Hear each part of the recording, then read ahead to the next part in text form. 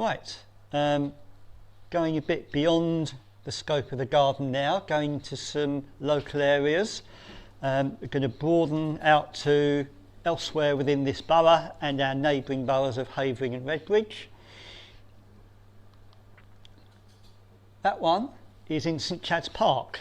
What we're looking at there is that yellow mass in the bottom of the fallen tree, and that's a fungus, a sulphur polypore fungus that's just emerging from the fallen tree there. What we see of a fungus is not the whole story. Most of a fungus is underground or within the wood of the tree or whatever else it is they're growing on or in. And in fact, the largest known organism in the world is a fungus in America, and it covers an area of over 2,000 acres or nearly 4 square miles, and is believed to be over 200 years old. But the network of fine threads underground extends over that area. So largest organism in the world. The fine threads are known as hyphae. 2 weeks after this, I took that. You can see it's erupted into a rather more spectacular fruiting body. And from fungi now, but staying in St Chad's Park, there is a thistle patch down in the foresty bit in the summertime on which I photographed this butterfly. I thought it was a brown argus at first, but some expert friends put me right. It's a common blue. We saw the holly blue earlier on, but the female common blue is actually quite brown. When it lifts up its wings, it looks like this. This is actually the same individual as in the previous photograph. So quite an attractive. I love the black and blue banding on the antennae on this one. And still at the same thistle patch, this butterfly is it's an Essex Skipper. There's sort of 3 or 4. Hello, is that Dot I see before me? Now, do I remember rightly, Dot, that when I did one of my things before, when I did one of my presentations before, was it you that came up to me and said I didn't have any frogs and that you love frogs? Well, we will be having some frogs later on. I started off with a frog, but you missed it. But we're seeing the same frog later, so you'll be okay. That's all right. Nice to see you, Dot. So yeah, an Essex Skipper. We've got a few species of skipper butterfly. You can tell the Essex one because it's got black tips to the antennae. That's a woodpecker, still in St Chad's Park. That's a great spotted woodpecker at the nest hole. And I was looking at this photo closely earlier. I don't know whether it shows up on here.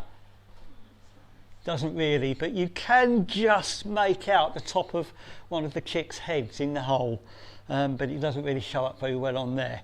So great spotted woodpecker. That's one of 3 species of woodpecker we have in the UK. That one's the commonest. Another bird that will also use woodpecker holes is this one. This one is a ringneck parakeet. Not native to the UK, but it's one that is sort of bred from escapes over the years and is quite widely found across southeast England nowadays, and sort of gradually spreading up north as well. But they will often use disused woodpecker holes to nest in. Just a few minutes walk away from St Chad's Park, just on the other side of the Eastern Avenue, we have Padle Lake, which used to look like this, okay, but over the in November 2022, no, I think it was 2021, I think, they cordoned it all off. They did some major refurbishment works, and it now looks like this. They've hardened the edges, they cleared away a lot of the existing bankside vegetation. They dredged the lake because it was getting filled up. they needed to do that because the primary purpose of Padle Lake is as a flood storage basin for Marks Gate Estate, so they did need to do something. Just after the hoardings went up, I did manage to take this photograph from the bridge that runs across the lake, and it's my best ever photo of a kingfisher. Yeah, I doubt I'll get a chance to photograph a kingfisher at Padle Lake in the wake of the changes they've made there, but I'm glad I got the opportunity when I did. Other birds that you can still see there are various types of duck. There's mallards of varying degrees of impurity, Canada geese, coot, grey-lag geese, and this one, which is a hybrid between a Canada goose and a grey-lag goose. So it shows features of both species, but will probably live a normal lifespan, but probably is infertile, so probably won't raise any young of its own. Another goosey type bird there, the Egyptian goose. Strictly speaking, not a goose, it's more related to birds like shelduck, but it's called an Egyptian goose. That's a bird which, again, isn't native to the UK, as the name would suggest, but has become quite common, spreading out from the Norfolk area, and there's quite a few thousand of those in the southeast and London area now. Padle Lake, just to the western end of Padle Lake, there's this big hump of land which I've come to refer to as Padel Mound, and it is a good place to find small creatures, what I call mini beasts, and this yellow flower here is the flower of the ragwort plant, and on the ragwort here we've got another Essex Skipper butterfly on the left there. The one in the middle is a small copper butterfly. Those two down the bottom there are a pair of thick-legged flower beetles. The male is the one with the bulbous thighs, and the more delicate one next to it is the female. And then right over on the far left there, you can just see a common red soldier beetle. So one photo with lots going on. The flowers of the ragwort plant are very good for lots of insects, but the leaves are only eaten by one species as far as I'm aware, and that's the caterpillar of the cinnabar moth, which is a sort of black and yellow striped caterpillar about that long. Most other creatures won't touch the leaves because they're toxic to them, and in fact if you go to a horse meadow, you'll often find this plant growing untouched by the horses because it's toxic to them as well. They won't touch it, but they have to be careful when they're cutting hay for the horses, because if this plant ends up dried in the hay, the horses can accidentally eat it and get very ill and even die. So people that keep horses hate this plant.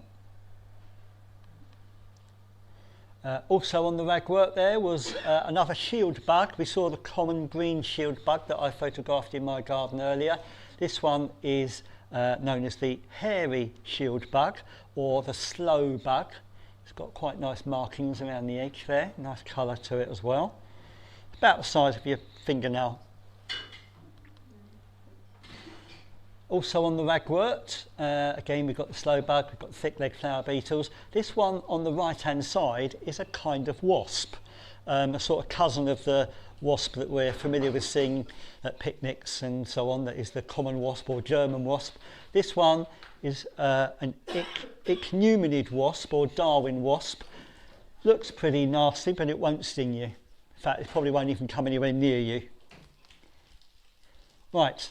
If you're scared of spiders or arachnophobic, look away now, because we have got quite an impressive spider coming up. Ready? Right, 3, 2, 1, go. That is a wasp spider, a superbly stripy specimen, also photographed up at Padel Mound.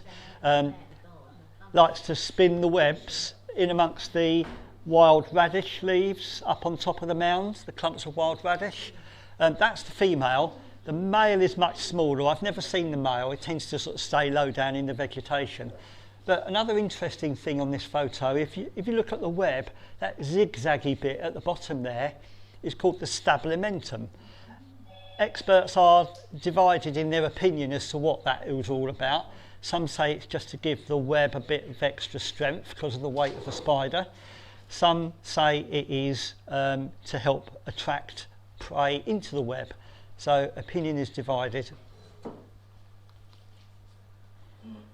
Right, people that are scared of spiders can now look at the screen again now. We've got another bee. This one is a kind of bumblebee. This was taken over at Page's Wood, which is over near Upminster. So it's in our neighbouring borough of Havering. A red-tailed bumblebee.